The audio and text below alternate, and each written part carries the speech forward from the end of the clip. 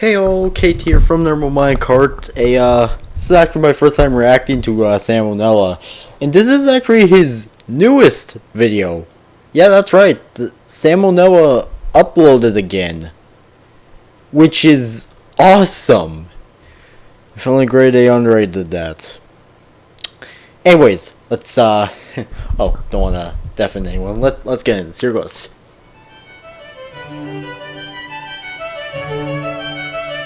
Crap, I can't do it. Hey kids, I just woke up from a nap I took in January of 2020, and boy are my arms tired. Let's see what I missed. We see. Queen's dead, war in Ukraine, the Taliban's back. What is... Holy shit. What? They made a movie called Scoob.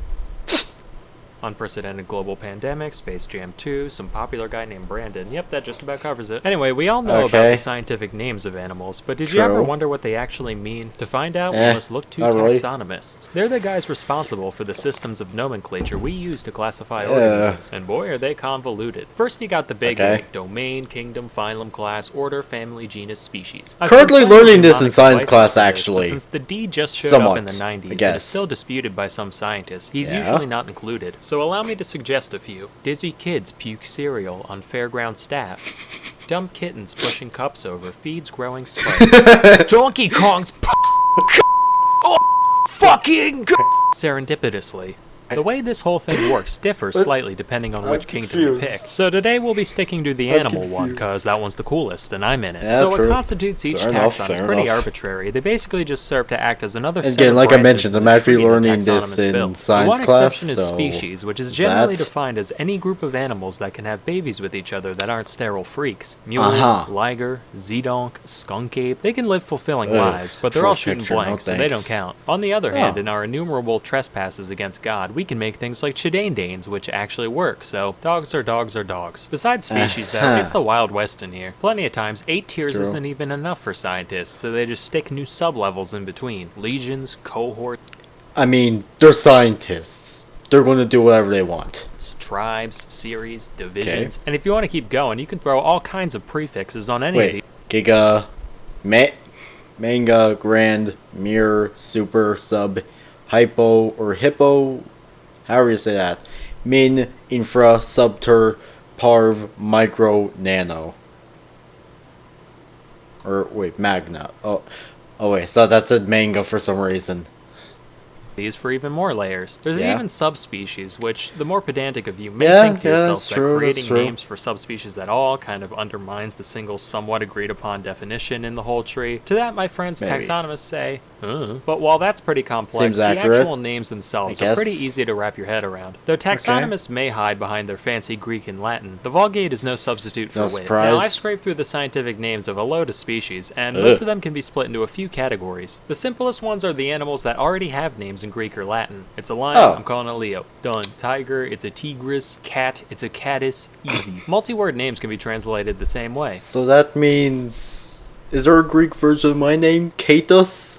Katus?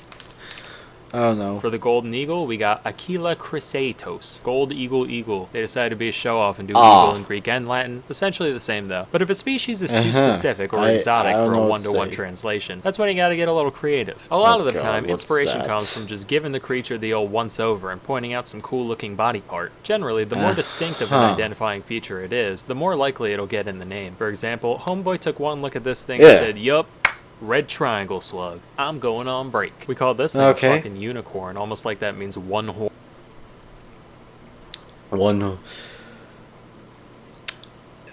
I mean, I guess. I don't know. Or something. Also, some guy deadass looked at an octopus and said, well, all they got is heads and feet. I'ma call them headfoot. And now biologists everywhere say cephalopod unironically. Matter of fact, if it's got feet, chances are that's part of its name somewhere. You got 4 feet, 6 feet, 8 feet, 10 feet, 2 feet, equal feet, both feet, double feet, stomach feet, lip feet, sucker feet, wing feet, big feet, slow feet, or feet, both feet, joint feet, no feet, 10,000 feet, cow's feet, spade feet, cat feet, small feet. If it doesn't look that interesting, another thing to point out is where you found around it. This could be a territory like American bear or Siamese crocodile, or just a habitat like woods macaque or toilet rat. But that's boring. We need to look at the men behind the magic and what drives and motivates them. Now, if there's one thing that the scientific community loves, it's clout. And there's no better way to go down in history than plastering your own name on some shit you found. But not all fields have the same volume of things to scribble the old John Hancock over. On the one end, you got physicists just making up their own slightly different form of ionizing radiation measurement. And even then, only the top dogs got away with it. Now, zoology, any little goober flouncing through the underbrush can say, this one has 13 spots, but the one in the book's only got 11.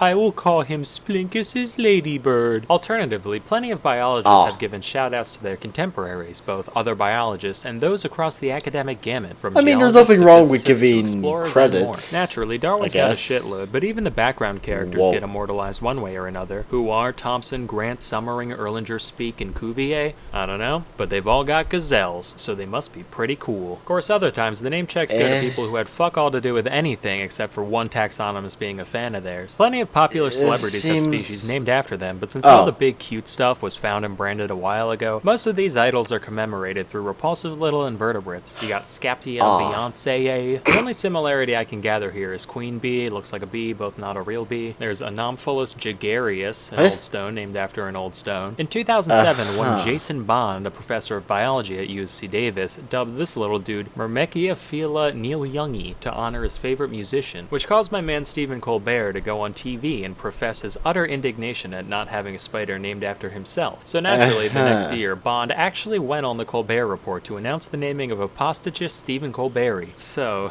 if that gives any of you epic biologists out there any ideas, I wouldn't be opposed. Please, I would do anything. For the love of God, I'll even take a lichen. The world of politics is by no means immune to this phenomenon. Obama alone has fucking 9, as do a load of other presidents. 1, 2, 3...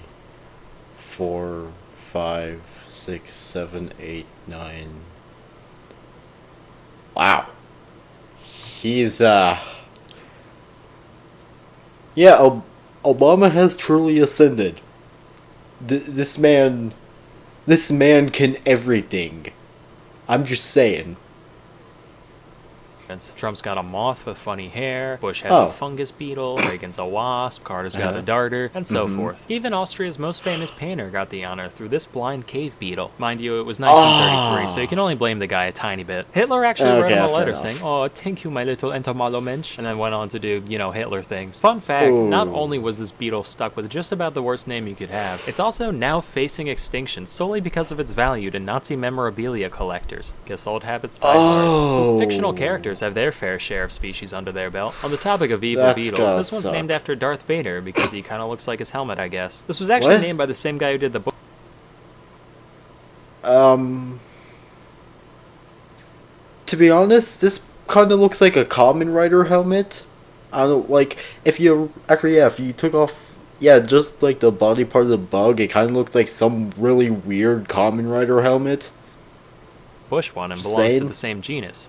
There's also this mite, genus Darth Vaderum, which is a lot more accurate and frightening. In 2012, a single bone from above the eye socket of a hitherto unidentified theropod dinosaur was being studied. And suddenly, under the light of the full moon, the guy working with the specimen had his neck covered with hair and his lips clenched into a pog and his endocrine system filled with soy, and he said, "It's just like the eye of Sauron." And then he started chewing on Funko Pops and sweating cream of meme and snorting G Fuel and shitting D20s everywhere until the prostate stimulation made him. The dino's genus is now Sauroniops, from Eye of Sauron. This spider was named... To be honest, that's kind of a badass name, but wait. ...after Godric Gryffindor, because it looks like the Sorting Hat. Okay, that's a creepy drawing of SpongeBob, but wait. I mean, I see the similarities, so does that. SpongeBob has not a sponge, but a fungus. The legendary birds from Pokemon each have their own, you guessed it, beetle, and the list... I mean, the people naming these creatures definitely do have a good taste in media, I guess. Goes on.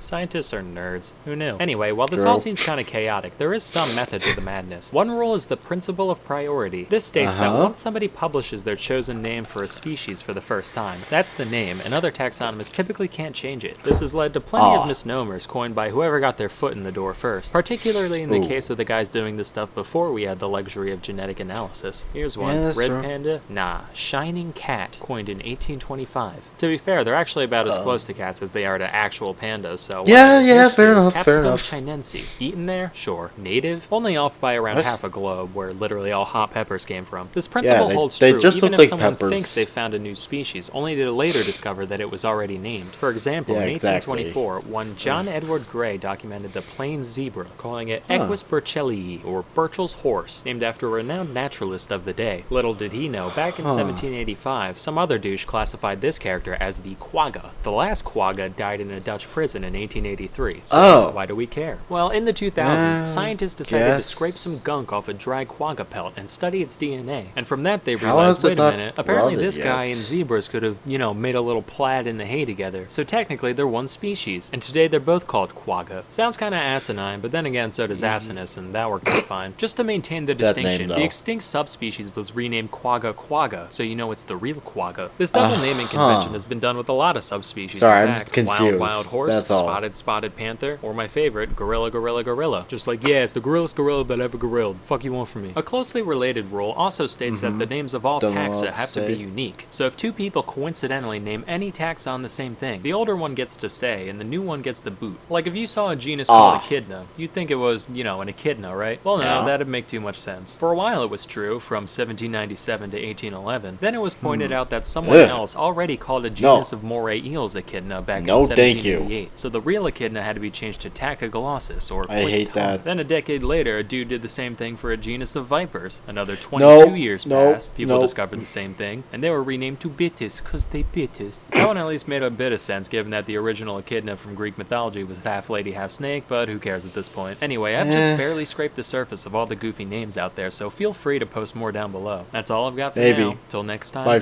Salmonella, and I'll see ya in 2025. Oh wait, there's still some left of the... Don't say it, don't think it, don't say it, don't think it. Wait. Don't say it, don't think it, don't say it, don't...